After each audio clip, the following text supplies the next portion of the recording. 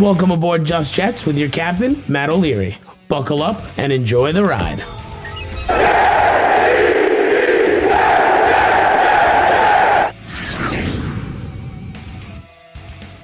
Hey, what's going on? I'm Matt O'Leary here for episode number 2 of Just Jets. Thank you so much for tuning in. Whether you're watching on YouTube, whether you are tuned in on your favorite podcast app, we are now available for Apple, Google, whatever platform you listen to your podcasts on, Spotify, we're in the mix on now too. A lot of awesome things happening here on Just Jets, so I really want to thank you for coming along with me on this journey. I know first episode was okay. I mean, I thought it was okay. You guys really loved it with the support. I really appreciate everyone who tuned in. It was a lot of fun doing it, and I'm ready for episode number 2. We got an interview this week. We're talking with loyal NY Jets fans from IG. The guy's killing it on the Instagram account over there, so we'll talk with him later in the show. Obviously doing a little Q&A, and then we're going to start off with the main topics here. First one for me, Alshon Jeffrey. So, earlier this week, there has been some rumors about the Philadelphia Eagles moving on from Alshon Jeffrey and whether or not he would be a good fit for the New York Jets. To me, this is a no-brainer. I don't want to touch Alshon Jeffrey with a 10-foot pole, and neither should you. He played just 10 games last year, had 490 receiving yards and 4 touchdowns. The guy isn't able to stay healthy anymore. He's now 30 years old, and his cap situation is absolutely atrocious. I know it would cost you virtually nothing, maybe like a 6th or a 7th round pick because of how bad Jeffrey's cap situation is, but it's not worth it. Let's take a look at what his cap numbers look like. He is due to get $15.4 million in 2020. Now, Robbie Anderson is asking for $13 to $15 million. Maybe he gets $12 million, let's say, for Robbie. Would you rather pay Robbie Anderson 12 or a 30-year-old Alshon Jeffrey 15.4 against the cap? I know the answer for me. It's a very obvious answer. I'm going Robbie Anderson every single day of the week. And it gets worse because if for whatever reason you were to cut him, you wouldn't obviously trade and cut him, but the next year his cap situation isn't much better. That number goes up to $18.5 million in 2021, and if you cut him, it's $10.7 million dead money against the cap. Obviously, you're saving about $7 million, but still that $10+ million cap hit is atrocious. Why would you want to bring that on? There is no reason to trade for a name. Now, I understand that Alshon put up pretty good numbers with Adam Gase in 2015, but that was how many years ago at this point? I want no part of this guy. At 30 years old, how do we even know that he's going to be capable of putting up that 800 to 1,000 receiving yards? He hasn't put up over 1,000 yards in going on 5 years at this point. I don't think this is the guy that you really... It's just a name recognition for Alshon Jeffrey. He's not the player that he once was, so why spend that kind of money when you could pay a guy like Perriman, who's a lot younger and has a much higher upside, half of that? I mean, you could probably get him for $8 million, I would think, in free agency. Why wouldn't you rather go that route or take a flyer on a younger guy who maybe doesn't cost as much? Because at this point in his career, what could you possibly think Alshon Jeffrey has left in the tank? Why would you bring him in? An aging target for Sam Darnold. It just doesn't make any sense. So I would be very surprised if Joe Douglas made this move. I know Joe has ties to the Eagles, obviously, spent a ton of time there. Obviously, Adam Gase has ties to Alshon Jeffrey. But with that cap situation and his production over the last couple of years, it is not worth it at all. And I think the Eagles are just going to be stuck with this contract for this year. I don't see him being traded. I think he's probably cut before the start of next year. But I think the Eagles are just going to have to suck it up and live with Alshon Jeffrey and hope and pray he gives you some production and can stay on the field. But if I'm the New York Jets, I want zero part to do with Alshon. I also wanted to get into this week the new NFL format for the playoffs and the regular season that was proposed by the NFL commissioners. I don't like this at all. To me, I know that most people don't like the 4 preseason games, the 16-game regular season. They always want to add more to it, but I really like the format. I wouldn't change it at all. Nothing's wrong with it. The 4 preseason games, I think, is fine. The first week, maybe 2 weeks of the NFL anyway, it's always a terrible product on the field. Teams are sloppy and stuff like that. You want to reduce that to, let's say, 2, 3 preseason games and then have 3 awful weeks of the NFL regular season? I don't know if I want to do that. I would keep it exactly how it is. 4 preseason games, 16-game regular season. The top 2 seeds in each conference gets the bye. It's perfect how it's set up. The playoffs are phenomenal. But I don't know why the commissioner and the NFL seem to want to change things up all the time. And we know why. It's for money. But I just don't think this proposed format is going to work. If you haven't heard what it is, it's a 17-game regular season where 7 teams make the playoffs now. 7 teams from each conference, which means there would be 3 matchups on Wild Card weekend. And then, of course, the number 1 seeds in each conference get a bye week. So only one team's getting a bye week. The number 2 seeds and obviously are playing. And there's now going to be an extra wild card in the mix.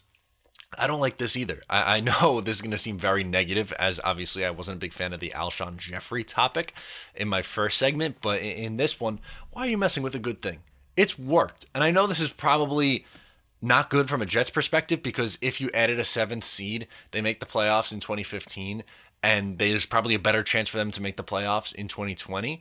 And I know they haven't been a playoff team in the last decade, but nonetheless, it just weakens the product. What's so good about the NFL is you get really quality teams in the playoffs for the most part. Yes, there's always those outlier years where you have an 8-8 divisional winner or stuff like that. Like you look at the NFC East this year or the NFC West in years gone by, but to me, it's always usually a good product, especially with the 2 wildcard teams. I mean, look at 2010. The last time the Jets made the playoffs, they were the 6th seed at 11-5. That's a good team. Obviously, the Ravens were the 5 seed at, I think they went 12-4 with the Steelers that year also going 12-4. These are good teams making the playoffs, and I think it just really weakens the product if you're adding an extra team, and it's not the same without having 2 teams on the bye. That's way too much going on in Wild Card weekend. The divisional round wouldn't be the same. The best part about the divisional round is that you have all the teams on the bye, the 4 teams in combined having the bye week. And then whether it's a wild card team or a divisional winner that didn't get a bye comes in, gets the upset. Divisional weekend is the best weekend of football, and I understand it's going to be the same amount of games, but I don't think it's the same. I would really like it to remain how it is. I know that everything has to evolve and everything has to change over time, but to me, this is just like, why are you messing with a perfect thing? The NFL is printing money. You don't have to change anything. You could keep it exactly how it is. And to me, it just doesn't make sense. Why would you possibly want to change a good thing? I don't know. Let me know what you think in the comments if you're watching on YouTube, or get at me on social media at Matt O'Leary NY on Facebook, Twitter, Instagram if you're not watching on YouTube. And appreciate you being here. So I obviously teased earlier in the episode when we first started out that I was going to get into an interview with Ali from Loyal New York Jets fans on Instagram. Definitely want to check them out. They do phenomenal content over there. I've been following along with them for a long time, so it was really cool to get them on the podcast. And I got to be honest with you, if you're watching on YouTube, there's not going to be any video associated with this. I had an issue with getting the video recorded, so it's just going to be the audio, so make sure to stick with me. Don't worry, it's still a phenomenal interview, and then I got the Q&A coming up after that. But for now, let's get into this interview with Ali. All right, let's welcome on Ali. He runs Loyal NY Jets fans on Instagram. Ali, welcome aboard, my man. Thanks for having me, Matt. So before we get into the interview, I just wanted to ask you, what made you start this Instagram page that now has a really big following it's been over 5 years now, right? Yes, this past season, my 5th season covering the team. Okay, wow, yeah. So what made you want to start up the Instagram account? I don't know. Freshman year of high school, I just randomly, we were just talking, me and my friends, and I'm just like, I love the Jets, so let's just create a fan page just for fun of it. And I was like just posting pictures and just talking to the Jets, and then it just blew up because that was the first season we were this close to going to the playoffs that year. That was the Todd Bowles first year where we were this close, so my page blew up. And after that, I just thought just keep doing it every season, and then it just became something I love. And I used to play football in high school, but I kind of wanted to pursue this instead of playing football or playing any other sport. So my focus was on just, covering the Jets, and now I'm trying to cover more teams. So this is just, it's unbelievable how far I've gone. Yeah, absolutely. And, as someone who's been following the page for a while, you do a lot of awesome content. So I just wanted to plug your page one more time at Loyal NY Jets fans. For those interested in following along on Instagram, definitely a good follow. So, what we're going to be doing today is talking a little bit about free agency. So, I think I want to start with who are some internal free agents? So, guys that the Jets had on the roster that you think they should bring back who are hitting free agency. Well, I think first on my ballot would be Brian Poole. I think he absolutely lit it up this year, and they didn't bring him. They brought him for on a 1 year contract from the Falcons, and there wasn't a lot to expect from him. But um, when I saw Brian Poole got signed by the Jets, I knew he was going to be an instant impact on the team.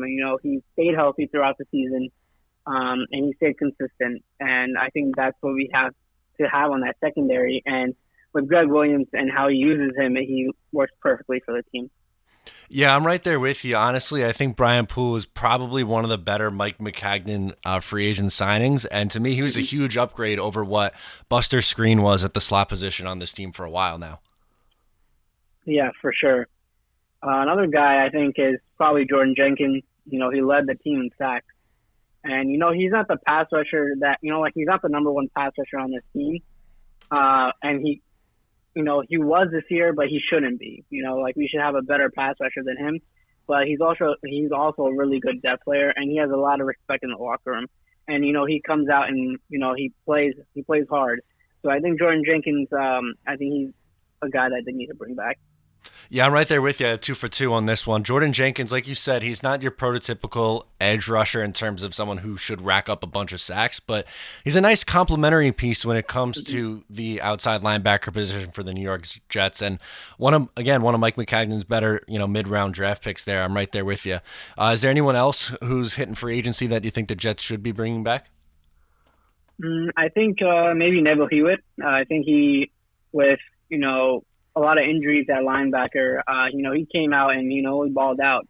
And he's a cheap option. I was going to talk about it later, but about Avery Williamson, I think he might be cut. I think a lot of Jets fans have argued with me on this, but I think Avery Williamson, I love Avery Williamson, but I think we can gain a lot of cap space, and because he's just too expensive, and like guys like Neville Hewitt are much more cheaper and they balled out this season. So I think Neville Hewitt is a guy that we probably will bring back.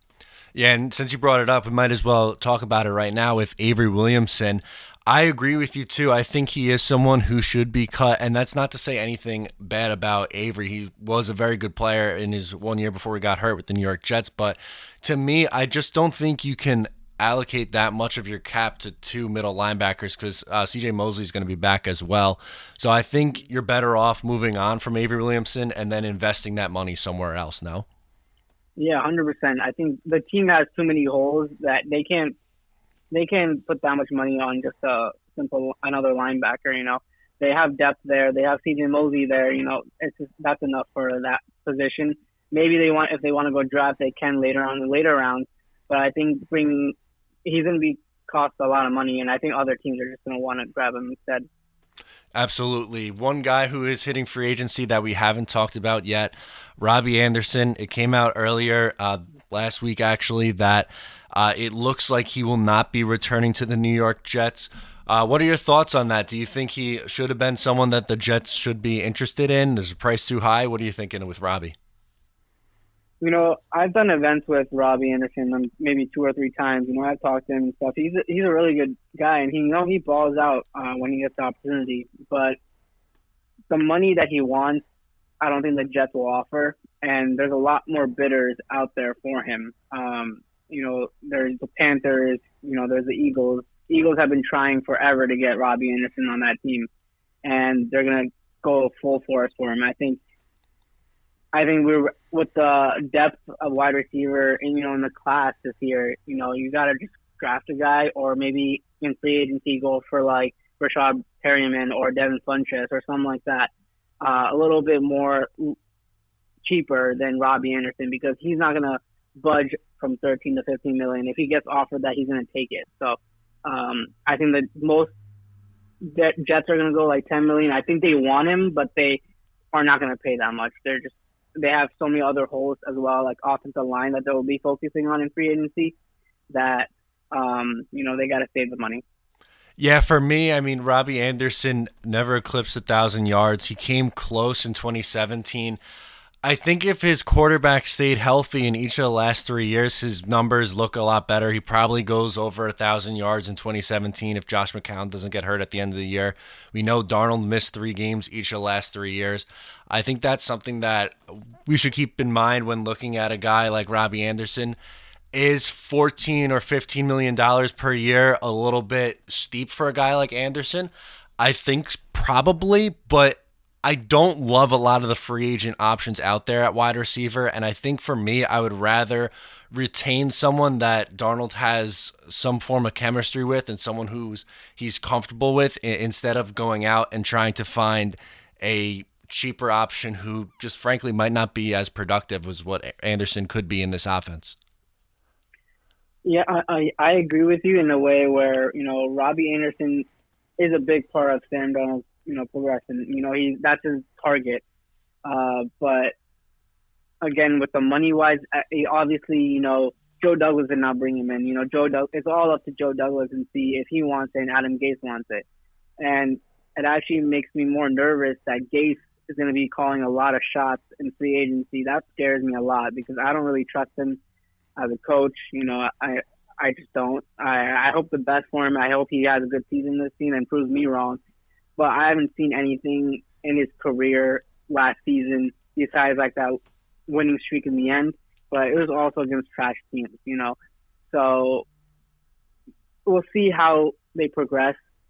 But with Robbie, I don't know if they will want him for $13 million or $15 million because with Panthers, he's probably going to go back to go coach. He has an option there. And then he's always wanted, like Philly has been trying maybe 2-3 years. I think they tried to trade for him a couple of years back. Yep. And they've been trying hard, and they're going to pay that money to get Carson Wentz that deep threat. And I think he'll be amazing anywhere he goes. I think he'll have a consistent quarterback. But even with Philly, Carson Wentz goes down like all the time. So right. Who knows if he'll have those consistent numbers that, he could have with the Jets if Sam Darnold was healthy or Josh McCown was healthy. So it's going to be interesting where he goes. I think he's going to obviously listen to other offers, but, Jets are still in it, but he's going to go for the most money. Yeah, I'm right there with you. I think for sure he's going for the most money, and I can't necessarily say that I blame him. Obviously, if Robbie does walk in free agency, wide receiver would then be one of the positions that maybe you look to address in free agency. What other positions are you looking at, and maybe a couple guys you want to talk about in terms of who the Jets should be looking to target in free agency? Well, as Joe Douglas is a former offensive lineman, the biggest hole that every Jet fan knows, every fan in the NFL knows that the Jets offensive line is absolutely crap. Like we all know that this is, Sam Darnold does not have time to throw. Every time he has to either run out of the pocket or he just gets sacked. And we saw it multiple times this year. But I think they're going to go big game hunting for this one. I think they're going to go get Patriots guard Joe Thuney. I think that's his name. Yeah, Thuney, yeah. Thuney, yeah. I think, I think today it was reported that, he's not going to be signing with Patriots and he'll test the market. And I think Joe Douglas is going to be knocking on that door. I think he has to hit on one of these, big time linemen because the Jets need it. And I think he's the guy that the Jets bring in. And, the other names are Graham Glasgow from the Lions, right. the Titans tackle Jock Conklin, I believe. Yep, Conklin. Yep. They're going to be involved with every single lineman in free agency. They need to be. They need to look at everyone and just see who they can bring in. And offensive line is number one priority this offseason, and I think Joe Douglas knows that. Yeah, for sure. And like you mentioned, Douglas comes from an offensive line background, and even if you look at his work in Philly, he seemed to really focus on that offensive line as well. I think I agree with you. Thuney is my number one choice for who I would want the New York Jets to bring in, really shore up that guard position, which would definitely be a much needed upgrade to this offensive line. Because to me, Le'Veon Bell didn't have that great of a year this past year, but that's on the offensive line. They had nobody on that line, and if you shore up that line, his numbers start to go up. Darnold's numbers start to go up. I mean, we've seen what he can do when he has time to throw. I'm with you. I think you focus heavy and try and bring in, I would say, at least 2 offensive lineman free agents, right? Yeah, at least. I think they'll be looking at and draft. But the thing is that I want, personally, I was gonna talk about the draft as much, but if the Jets do get like 2 or 3 linemen in maybe free agency somehow, maybe with the first round pick, they think of getting a wide receiver if they don't bring Robbie Anderson, and they get like another guy in free agency, because this free agency wide receiver, like you said earlier, the free agency wide receiver class is not that good, besides like maybe Amari Cooper, and he might not even make the market. So we have no idea, like who to bring in. Emmanuel Sanders is very, very old. So, they're going to bring a lot of linemen in, for visits. They're going to have negotiations for sure.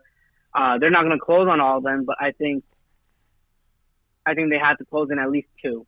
They need to get at least 2 linemen in free agency and just, make it look like, you're building something for this team. And, if Joe Douglas does not bring 2 linemen in, I think the Jets fans are just going to start rioting. Like, we all know that you have to get offensive linemen this year. There's no doubt about it, because then your quarterback, your franchise quarterback, is going to die back there, literally. And we saw it all year. And whenever he had time, he delivered. And to build that wall is the most important thing for this team. Definitely, for sure. I'm right there with you. And we'll get more into draft stuff another time for sure. Last thing for me, we talked heavy on offense. Last year, defense was really solid under Greg Williams. Is there any positions that you think that maybe they could improve upon in free agency, or guys maybe you would look at? Maybe the Rams defensive end Dante Fowler. Okay. Maybe as a pass rusher, we need a pass rusher. That's like pretty much, we've been looking for a pass rusher for like years now. Like, we haven't had a solid pass rusher for years. And like Jordan Jenkins was our leading our leading pass rusher this year. And I think maybe Dante Fowler, who had a pretty decent year in LA. So I think maybe if they can negotiate with Dante Fowler, and maybe he can come to the Jets and play with Jamal Adams, because Jamal Adams is a very he's a big time player, so he can attract all these defensive guys. So Dante Fowler is on my list. Also Eagles cornerback Jalen Mills, okay. He's on my list. I think maybe Joe Douglas might want him to come. He has. He knows a little bit about all the Eagles players. I think he's going to bring a lot of Eagles players this offseason. Even like practice squad guys and all that stuff, and just see who he can bring in that he knows. Those 2 are my right now guys that I think on defense. But defense is not the biggest priority this offseason. I'm right, 100%. When looking at free agency in the draft, got to focus heavy on offense, especially the offensive line.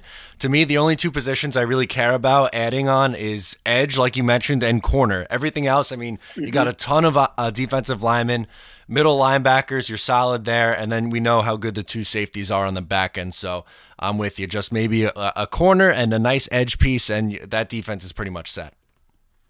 Yeah, I don't think there's going to be major signs. There shouldn't be. I don't know about the Jets always make stupid moves, but defense is not a priority this offseason at all. Maybe bring in 1 or 2 guys, maybe draft maybe 1 or 2 guys late, but offensive lineman, wide receiver, maybe a running back even late, because I don't think maybe Powell and Montgomery are coming back. Just have a running back, because I feel like Le'Veon Bell is not going anywhere. And, he can learn from Le'Veon Bell, whatever running back they bring in. So, I think the priority is offense. We better just see the Jets looking at offensive linemen, wide receiver, all that. And I think they will. I think Joe Douglas knows what the weaknesses are on this team. And hopefully, I trust Joe Douglas. He's coming from a winning organization. So we'll see what happens. Absolutely, Ali. I'm right there with you. Thank you so much for coming on with me, and we'll talk again real soon. Yep, no problem.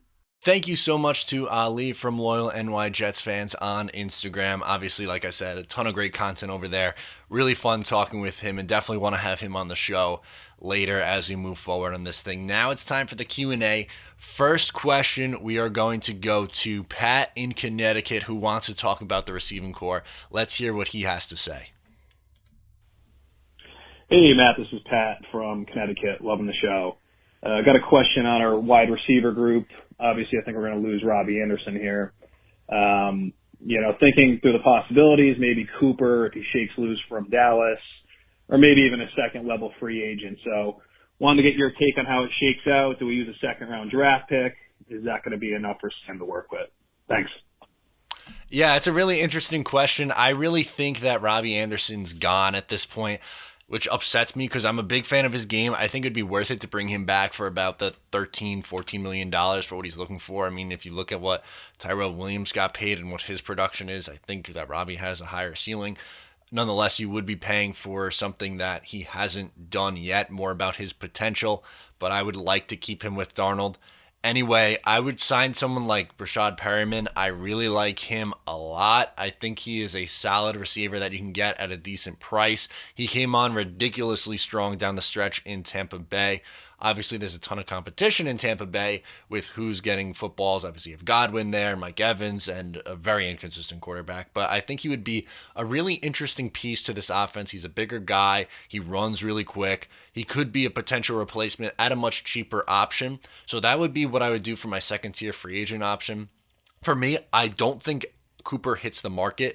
And if he does, I don't think it'd be worthwhile to pay him that. It's going to be like $18 million against the cap, probably at least. I wouldn't go that high for Amari Cooper. I know he would solve your wide receiver one issue, but I just think you can get decent production for a lot less than someone like Perriman. And then I would take a wide receiver in round 2 as well. I mean, it's going to be hard if Jerry Jeudy and CeeDee Lamb are on the board when the Jets are picking not to take a wide receiver there.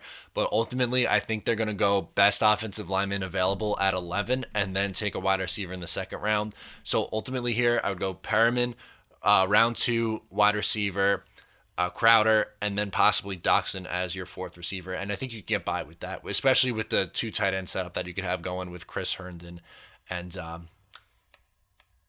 Ryan Griffin. I don't know why I blanked on his name. That was weird for me. But Ryan Griffin and Chris Herndon would be a nice 1-2 punch at the tight end position. So I think ultimately that's going to be the play here at the wide receiver position.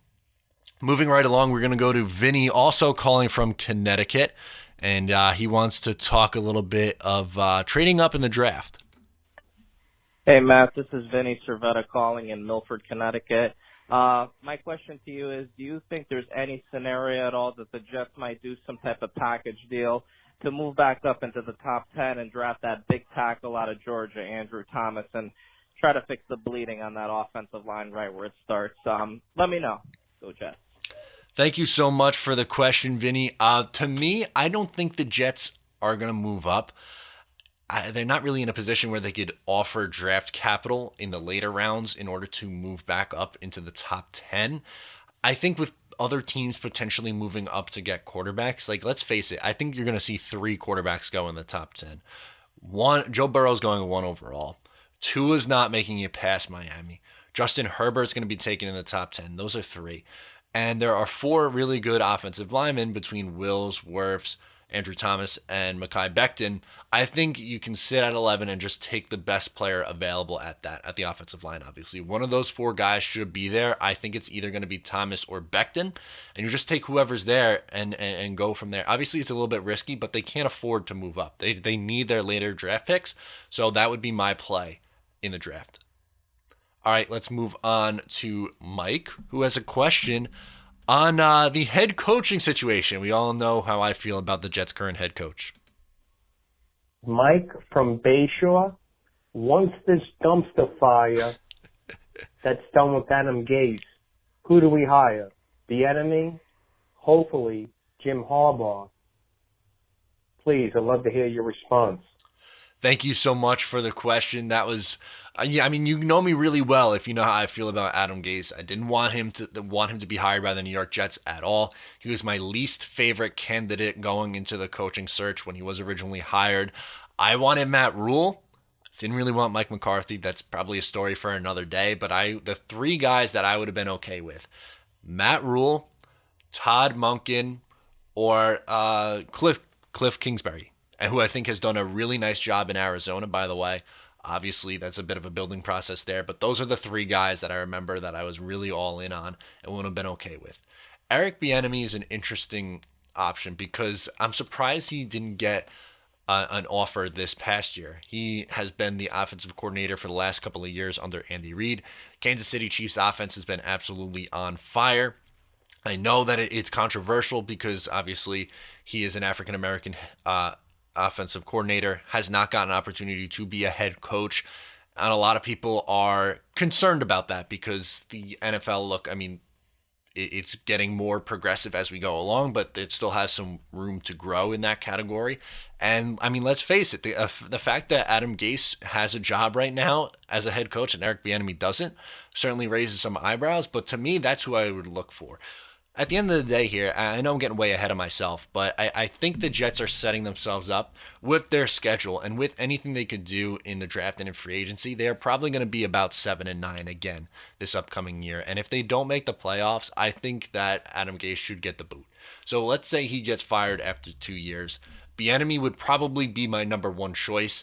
I know he mentioned Harbaugh, but I think he's really fell out of favor at Michigan. I know he had a lot of success with the 49ers, and initially he had a little bit of success with Michigan, but I think I'd be looking for another option. It's going to take a ton of money to pry him away there, and I just am not quite sure he's the same coach as what he was, 5-7 years ago when he was with the 49ers originally.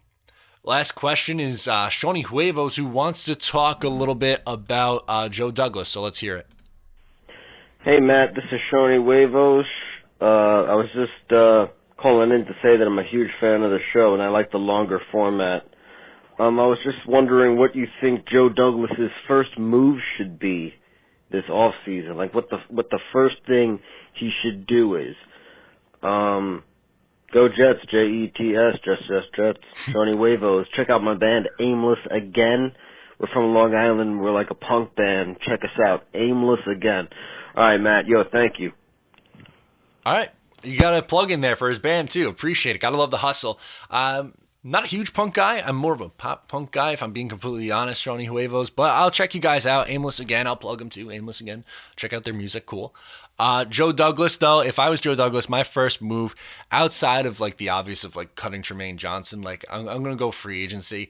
I would throw a boat ton of money at Joe Thuney. To me, that makes the most sense. I think he would really help out the offensive line because he will make whoever's playing left tackle's life easier. He will make your center's life easier. And if I would have to guess, I'm assuming Jonathan Harrison or a mid-round pick is probably playing center for the New York Jets this year. And then you're probably having a rookie on the left side, like a Mekhi Becton, like an Andrew Thomas. So he would make their life so much easier, kind of like what Alan Faneca was early in the career of Nick Mangold and DeBrickashaw Ferguson.